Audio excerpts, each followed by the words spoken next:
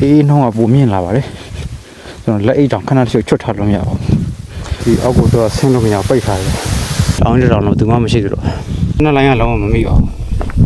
တောင်ထိပ်ရအမှတ်သားဖြစ်ပါတယ်ပင်လယ်ရေမျက်နှာပြင်ထက်1159မီတာပါရှေ့မှာပြူကတော့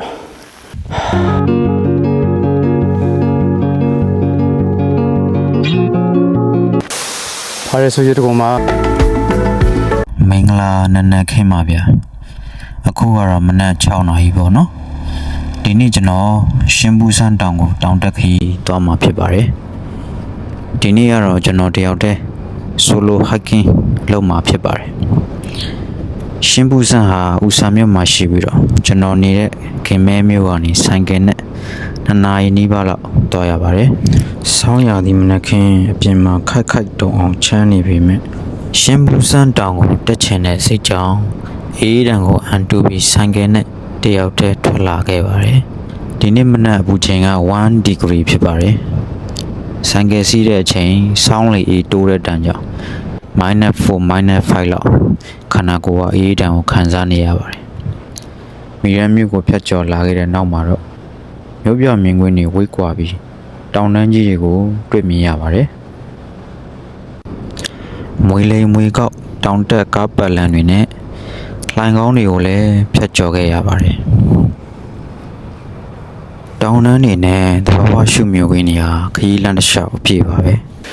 အခုကျွန်တော်ရှင်ဘူးစန်းတောင်ကြီးကားပါကင်ရနေပြီးတော့တောင်တက်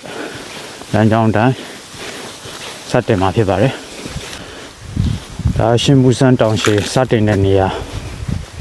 ကျွန်တော်တောင်ရှင်ဘူးစန်းကျောင်းဆန်းဆိုတော့ရှင်ဘူးစန်းတောင်ထိပ်ကိုကျွန်တော် 4.7 ကီလိုမီတာသွားရပါမယ်ဒါတော့တောင်တက်လမ်းစတင်တဲ့နေရာဖြစ်ပါတယ်โอเคကျွန်တော် 4.7 ကီလိုမီတာ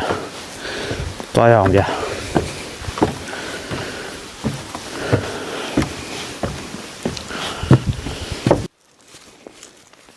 တောင်တလန်းအစာပိုင်းမှာတော့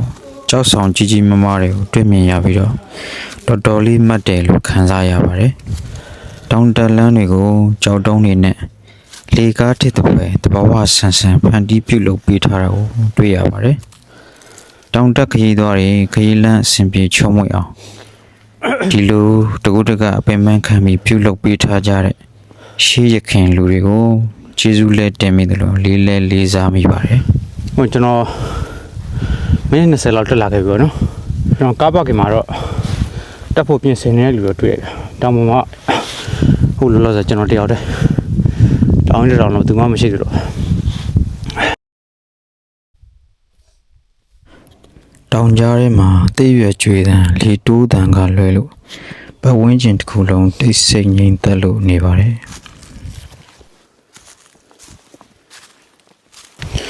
ဒီတောင်ဘေးတစ်လျှောက်မှာဆိုလို့ရှိရင်ကျွန်တော်တောင်ကျစမ်းချောင်းလေးပေါ့နော်ရေကနေအနေချင်းပဲရှိပါတယ်မိုးနေတဲ့ကာလဖြစ်တာကြောင့်တောင်ကျချောင်းကရေနဲနေပါတယ်ခုက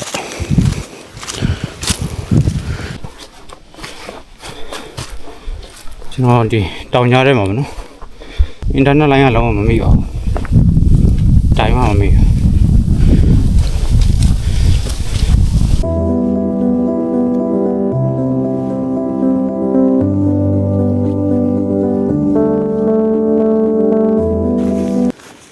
နော်တနာရီခွဲကြော်လောက်ခီးဆက်ပြီးတဲ့နောက်မှာလေကားလေးပေါ့နော်တောင်တက်လေကားခုတွေ့ပါတယ်တောင်ထိပ်ကိုကျွန်တော်ရောက်တော့မယ်လို့ခံမှန်းရပါတယ်ရှေ့မှာပြူကတော့ဒီလိုလေးပါ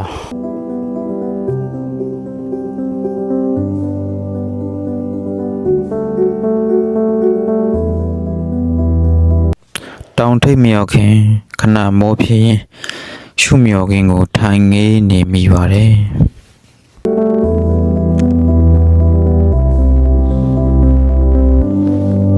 နောက်ခုဆိုလို့ရှိရင်ရှင်ဘူးစန်းတောင်ထိပ်မြင်ကွင်းကျယ် view point နေရာကိုရောက်ရှိပြီဖြစ်ပါတယ်တောင်ထိပ်ကတော့ဟိုးထိပ်တက်ရမယ်ဒါတော့ view point ပေါ့နော်ရမ်းမိုက်ပါတယ် view point မြင်ကွင်းကိုရှင်းလင်းပြီးတော့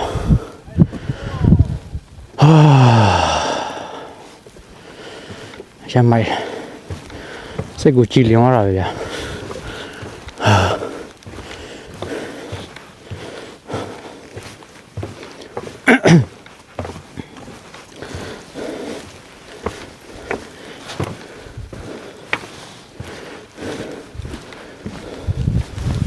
ထိပ်ထိကို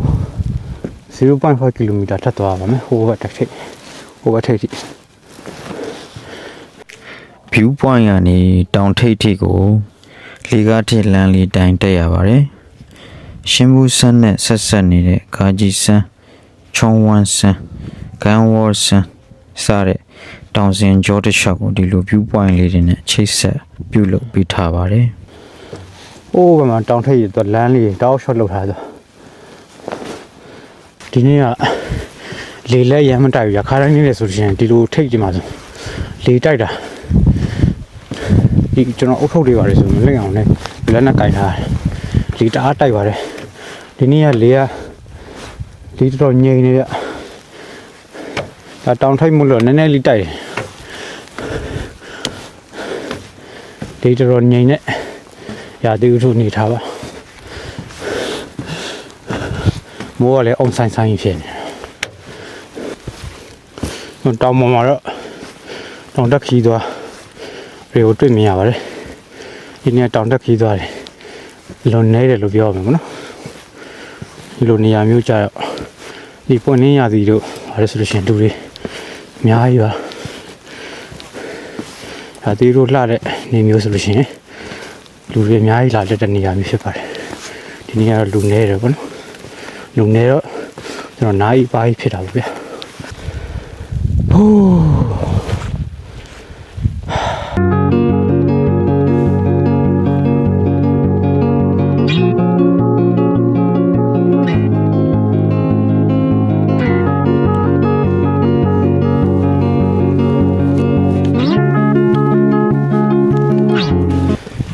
ရှင်ပူစံတောင်ထိပ်ကိုရောက်ရှိပြီဖြစ်ပါတယ်ရှင်ပူစံတောင်ထိပ်ပါ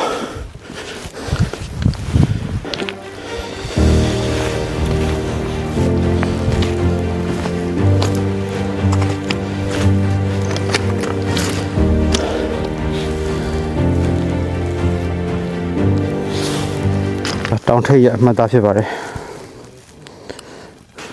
ရှင်ပူစံပင်လယ်ရေမျက်နှာပြင်ထက်1159 မီတာပါဥ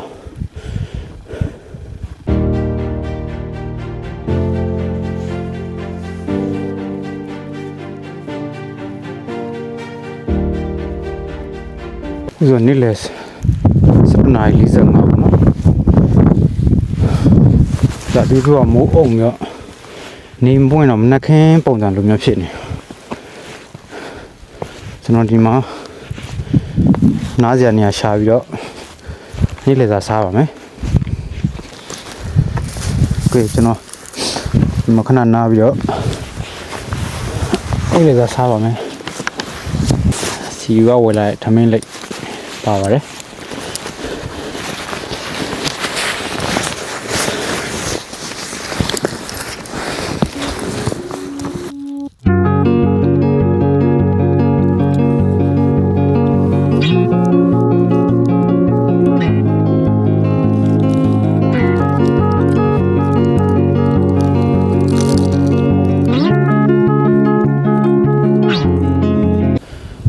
ပင်လယ်ရေမျက်နှာပြင်ထက်1159 မီတာ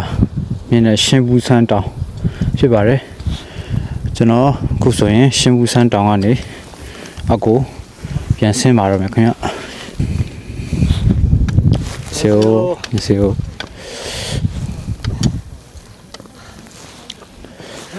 ရှင်ဘူးဆိုင်တာရှင်ဘူးစန်းတောင်ပေါ်မြင်ကွင်းကတောင်ပေါ်ဟင်းလင်းပြင်မြင်ကွင်းကျဲဖြစ်ပြီးတော့ရှုမြောက်ကွင်းအလွန်လှပတဲ့နေရာဖြစ်ပါတယ်ဒီဘက်မှာဆိုလို့ရှိရင်ကျွန်တော်ရဲ့ဘက်ချမ်းမှာဆိုလို့ရှိရင်ဦးဆန်းမြို့ကိုအပေါ်စီးရနေမြင်ရမှာဖြစ်ပြီးတော့ဒီဘက်ချမ်းကျတော့ဒီတောင်နေရှိတဲ့ဘက်ကျတော့ မီရန်မြို့ဖချမ်းဖြစ်ပါတယ်မီရန်မြို့ကတော့ဒီတောင်တွေရဲ့နောက်ကွယ်မှာရှိတာပေါ့နော်မီရန်မြို့တော့မမြင်ရပါဘူးတောင်ပေါ်မှာကျွန်တော်စတက်လာတော့ကအရန်လေမတိုက်ဘူးပေါ့နော်ဟုတ်လေတိုက်လာတော့အေးနှောင်းကပုံမြင့်လာပါတယ်ကျွန်တော်လက်အိတ်တောင်ခဏတစ်ချက်ချွတ်ထားလို့မရပါဘူးအရန်အေးပါတယ်တောင်ပေါ်မှာ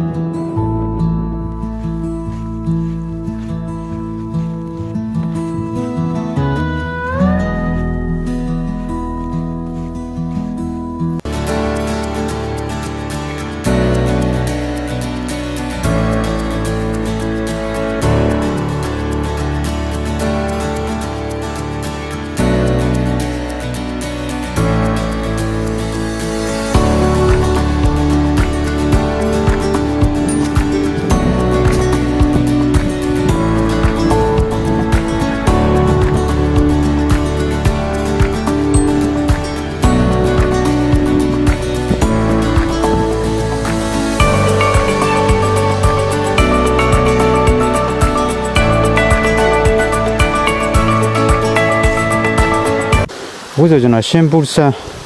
တောင်ကြီးနော်စမ်းကြောင်းလေးပါဒီကြီးစိမ့်နေတာပါဗျာဟောစမ်းကြောင်းလေး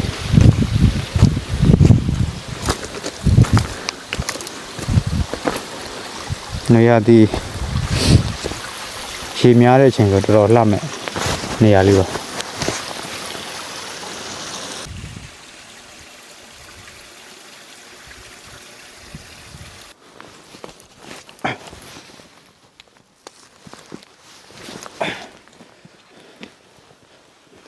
အောက်မှာရေစိမ့်နေရပဲ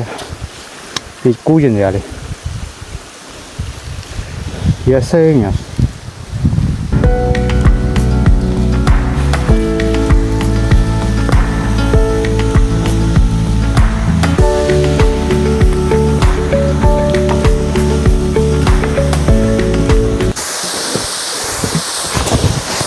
ရှင်မမြင်နေရတော့ဖားရဆိုခြေတကုံဖြစ်ပါလေဒီအောက်ကတော့ဆင်းလို့မရပိတ်ထားတယ်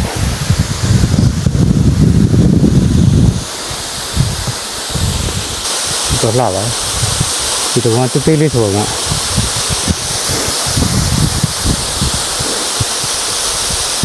ိုးရွာပြီးရေများတဲ့ချိန်ပေါ်ကျတော့တော်တော်လှမယ်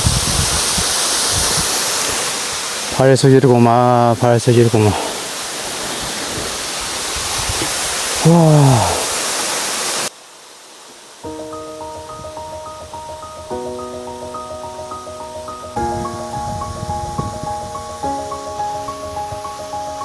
ခုဆိုရင်ညနေ3 နာရီထိုးပြီပေါ့နော်ရှင်ပူဆန်တောင်ကြီးကားပါကင်ကိုသွားနေပါတယ်ဒီနေ့ရှင်ပူဆန်တောင်တက်ခီးစဉ်လေးဒီမှာပဲပြီးဆုံးပါပြီခင်ဗျာရှင်ပူဆန်တောင်ဆိုလို့ရှိရင်ဦးဆန်းမြို့ပိုင်းထဲမှာရှိပြီးတော့ဘောညံစီရင်စုထဲမှာရှိပါတယ်ရှင်ပူဆန်တောင်ကိုတက်မဲ့လမ်းကြောင်းတွေအများကြီးရှိပြီးတော့ကျွန်တော်တက်တဲ့နေရာတော့ဘယ်နှစ်ခုတောင်တက်လမ်းကြောင်းပေါ့နော်ဘယ်နှစ်ခုကနေကျွန်တော်တက်တာဖြစ်ပါတယ်ဘယ်နှစ်ခုကတက်မယ်ဆိုလို့ရှိရင်ကျွန်တော်ဒီဖားရဆိုရေတကုံကိုလည်းတွားလို့ရမှာဖြစ်ပြီးတော့ဒီတောင်ပေါ်တက်တဲ့လမ်းကြောင်းကလည်းအများကြီးမတက်ရဘူးပေါ့နော်4 ကီလိုမီတာကျော်လောက်ကျွန်တော်တက်ရတယ်ပေါ့နော်ဟုတ်ကဲ့ပါအခုကျွန်တော်ဗီဒီယိုလေးကိုအစားအဆုံးကြည့်ရှုပေးလို့ကျေးဇူးအများကြီးတင်ပါတယ်ခင်ဗျဒါကတော့ရှင်မူဆန်းကို solo hiking သွားခဲ့တဲ့မှတ်တမ်းလေးပါဒီလိုစိတ်ဝင်စားဖို့ကောင်းတဲ့ခရီးသွားဗီဒီယိုလေးတွေကိုအမြဲမပြတ်တင်ဆက်ပေးသွားမှာမို့လို့ခရီးသွားခြင်းတောင်တက်ခြင်းကိုဝါသနာပါသူကျင်းနှစ်သက်သူဖြစ်ရင် Ride and Hike ကို follow လုပ်သွားပြီးလို့ရပါတယ်ဗျကျေးဇူးအများကြီးတင်ပါတယ်ဗျ